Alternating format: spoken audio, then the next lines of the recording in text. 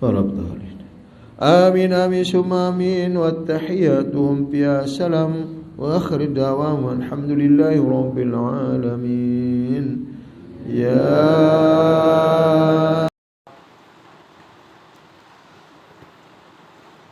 Mulai dikai penjelasan rekor-rekor tek nggone grup iki Yaya Asrori biyen kaya dikai titik badisi itu utamane. Dadi didudono sak temene dunya sak isine sak elek apike dunya iku jenenge zat. Terus karo segala sifat iku ya sing duwe sifat Gusti Allah, zat itu sendiri, sing ngatur Tuhan itu zat itu sendiri. Barang kok didudono jogone. Terus dia berpacaran mau jadi roh Muhammad berpacaran terus sampai teko jenenge nyawong. Terus bungkuse dijupukno teko alam dan alam itu tuh kaya bentuk dari bagian dari zat itu sendiri. Digawe warna-warni. Supaya ya ana penguripan, dadi permainan ngene iki. Makane mek wong sing teko jenenge wali ora petunjuk ngono supaya gak terlalu biar kan ngarani nyebut Tuhan kan pamali ya, gak pantas. Makanya didadekno wayang kulit. Wayang itu yo karepe dalan, sing nglakokno yo dalan, sing nyuwara yo dalan. Depok menapa bumi yo dalange dhewe sing dhewe. Layare dunya iki yo karepe sing duwe urip dhewe, ya dalange dhewe sing gawe.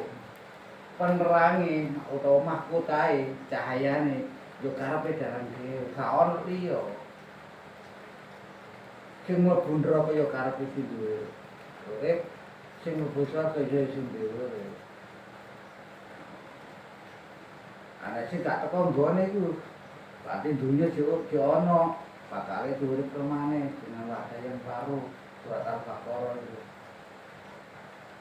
Ini coba gak gawe kata-kata rekarnasi nih, bahasa Quran Al-Baqarah itu cuma hai jiwa, bukankah dulu kamu mati, lalu dihidupkan, lalu kumatikan lagi, lalu dihidupkan lagi, dan aku matikan lagi, terus menerus sampai ke tujuh lapisan, 7 kali dia hidup, 7 kali dia mati. Sesungguhnya kepadaku lah engkau kembali. Itu ya dalam ngomongnya dia, ngomong kabeh dhewe. Tapi sing ngomong ya Gusti Allah, sing ngrungokno iku baru makhluk. Ya Gusti Allah, tapi mewujudkan diri berupa makhluk.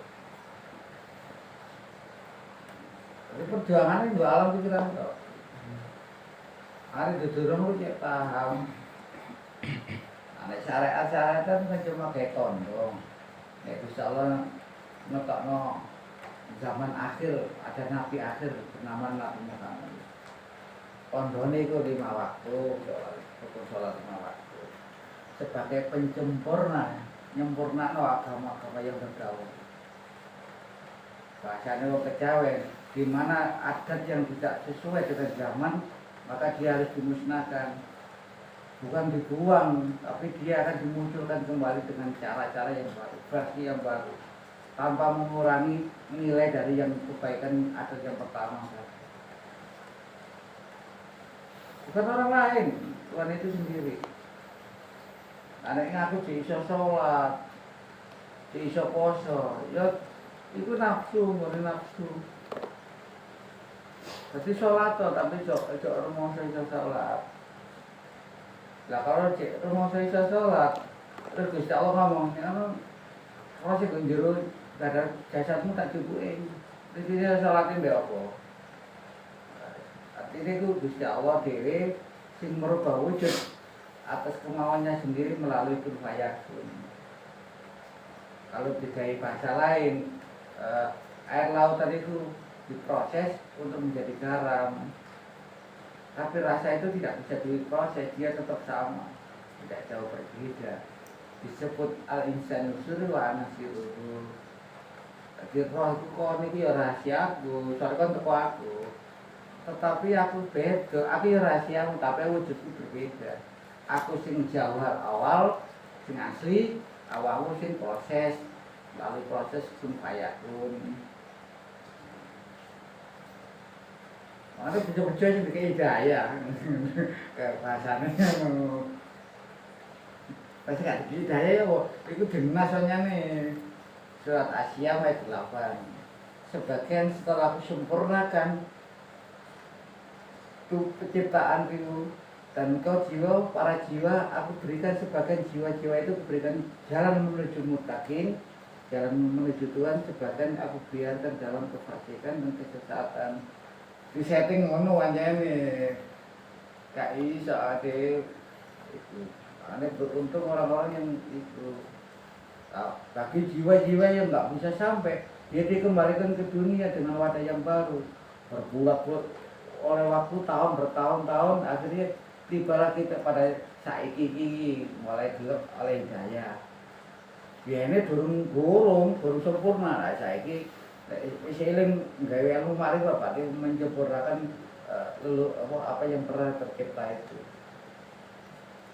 Anak sing gorong oleh ngono dilahirkan kembali, makan sak keluarga tak mungkin bisa kabeh. Yang belum bisa kabeh itu bakal terlahir kembali nantinya. Apa dia akan terlahir untuk kedua, ketiga kalinya baru bisa mendapatkan hidayah. Karena Quran sendiri mengatakan, jiwa, kamu dulunya mati, aku hidupkan lagi, dan kumatikan lagi, hidupkan lagi, sesungguhnya kepadaku kalau tempatku kembali. Tempat kamu kembali, artinya dia tetap bisa kembali dengan berulang-ulang reinkarnasi tadi. Kenapa kalau Nabi Muhammad itu istimewa? Karena dia setting, dipilih wadah yang tidak jauh berbeda dengan roh Nur Muhammadnya, maka disebut Nur Muhammad Zahir Abdullah, kalau Nur Muhammad yang batin sama. Tapi maka sifatnya jauh bener bodoh. Seperti kaca, dia tembus pandang. Yang lainnya DKI, cuma DKI 10%, 50%, 70%. Abu Bakar, Rozak, tapi dia nggak sempurna, tak paripurna. Maka dia nggak bisa jadi Rasul, ada di Nabi Muhammad. Ini sore itu ya, orang-orang sih Rozak, Sayyidina Umar. Dia tahu sifat Tuhan, tapi dia nggak bisa sampai ke tempat menjadi Nabi Muhammad. Kenapa? Karena dia tidak sama seperti Abu Bakar. Dia sudah mencapai titik yang ketiga. Zat, Umar itu sifat. Baru model mana? Saya pasti nomor loro, telu. Mari Umar, Utsman bin Affan. Dia mau mengetahui titik yang awal sebut Robi. Dia tahu ketuhanan. Jalan untuk menuju ke sana belum ada, akhirnya ditunjukkan Sayyidina Ali itulah yang membawa jalan utama. Dia membawa Asma Ali itu. Tapi jalannya betul Asma. Sayyidina Ali pun sudah tahu, bisa tahu. Cuma dia dikongo Asma itu, Asma Ali itu. Tujuannya apa? Hanya ini yang bisa dicontoh. Hanya jalan Asma Ali inilah yang awal yang harus kita miliki untuk menuju titik-titik Pak itu. Tadi memang cuma nuduh. Nur Muhammad yang batin itu memang disebut, bahasa lainnya disebut Jibril pribadi atau Nur Ahmad, sehingga Rasul mengatakan akulah Nur Ahmad tanpa mim. Allah maksudnya perwujudannya Sang Hyang Widi adalah ketuhanan. Lalu dia dimunculkan lagi karena dosa, dikeluarkan lagi, berkali keluar menjadi Nur Muhammad. Nur Muhammad orang Hindu karena ini Balaraman, ini Nur Muhammad atau sumbernya roh. Belum ada dosa, kok namanya ini langit ketujuh roh juta no digorot dosa sampai teko batin pun kalbu banget dosa dia suara hati nurani atau khidir. Dia nggak ada dosa, malah keluarkan lagi jadilah nafsu bermain. Nah disinilah baru anak kehidupan antara perjuangan antara keapian karo elek. Ya apa nek nafsu iku ono tapi kon tetep ilang nek sing urip dalam memang tekon iki. Perjalanan jiwa. Nah jiwa ini bagian dari ketuhanan ya lah. Maka jiwa itu tidak mati, dia tidak hancur. Dia abadi. Nafsunya lah itulah yang dikei kebiarin dunia kesenangan itulah ya. Dia bisa kembali atau tidak. dan bisa kembali atau tidak juga karena Tuhan itu sendiri. Kalau dia nggak dipilih ya tersesat, kalau dipilih dia akan mendapatkan hidayah. Jangan dipikir hidayah itu karpe dewe, ndak, karpe sing gawe urip, settingane sing gawe urip. Karena kita ngelokno wong ya apa ya ngelokno. Wong jenenge iki disetting Gusti Allah dhewe. Satu-satunya jalan ya kita harus kita doakan saja, gitu saja. Tapi jadi kita menghakimi orang itu tidak bisa.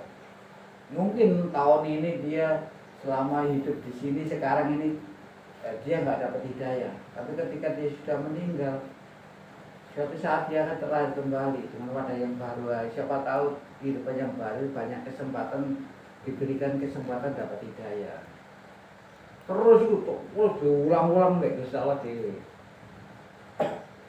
Makanya istilah orang kejawen, jiwa-jiwa yang nggak bisa sampai ke tempat Tuhan terlalu banyak. Itu dunia dari ini cara ini ngomong. Bisa juga, secara logika memang bisa juga. Kalau sudah terpenuhi, ternyata jomplang antara orang makrifat, orang mengenal Tuhan sama orang nggak mengenal Tuhan, hanya sekedar syariat itu. Mau nggak mau ya harus dimusnahkan. Bukan untuk suatu kejaman, hukuman bukan, tapi wajib dimusnahkan. Maka isi dunia manusia yang di alam dunia diibaratkan seperti pohon.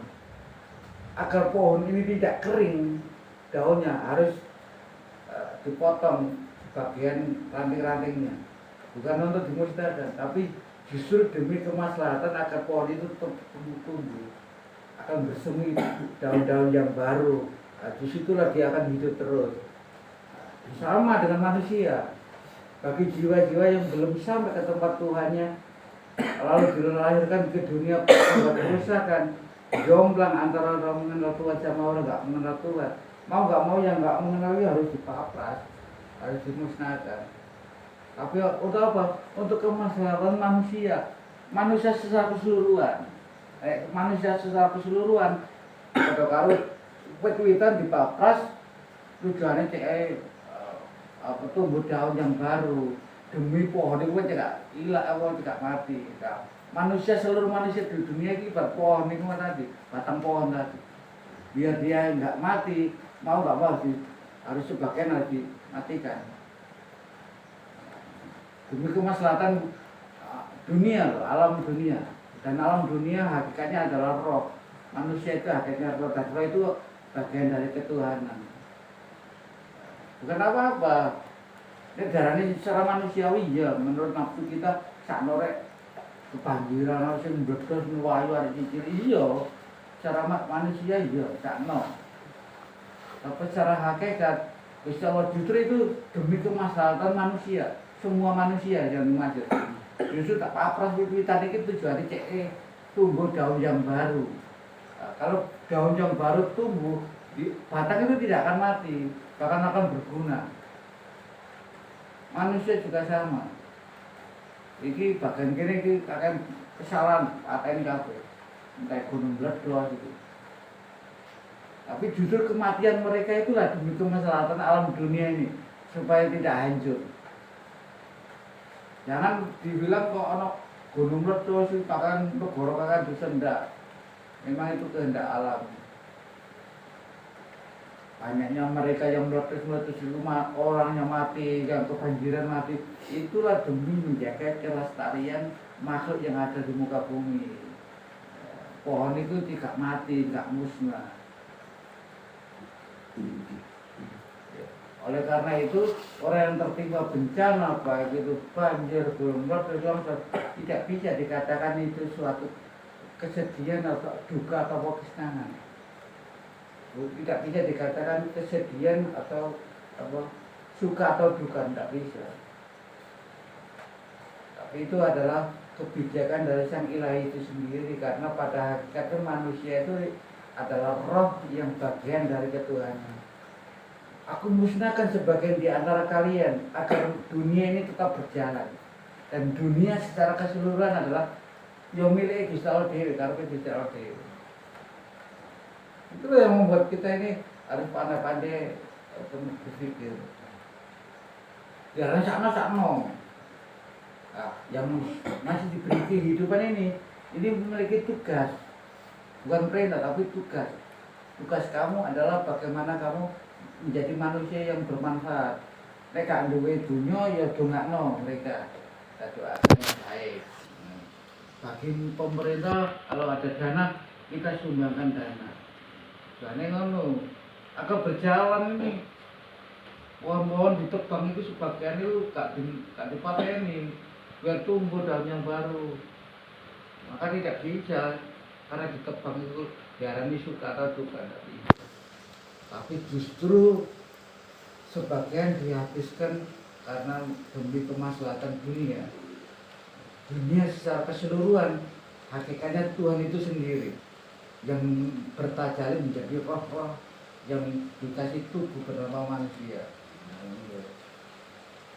Dari sakno lah, soalnya tak sakno di YouTube, di TV, ada kecil nangis tolong burung bladok sampai bisa keluarkan itu harus sakno. Tapi justru itulah mereka harus sadar, kesadaran itu akan tumbuh. Ternyata hidup itu adalah Tuhan itu sendiri. Kehidupan manusia cuma kamuflase. Hakikatnya Tuhan itu sendiri. Kalau manusia mengatakan bahwa tubuh ini adalah manusia, tentu tubuh itu tidak akan hancur. Buktinya dia ketika dia tinggal roh, dia hancur. Tidak satu pun tubuh kita yang menyatu. Kembali kepada Tuhan gak ono. Semuanya hancur. Yang kembali adalah yang berbentuk nyawa atau roh itu sendiri. Karena dia abadi.